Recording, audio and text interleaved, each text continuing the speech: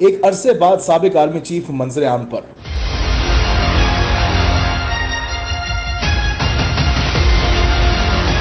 آسما شیرازی اور حامد میر چپ نہ بیٹھ سکے۔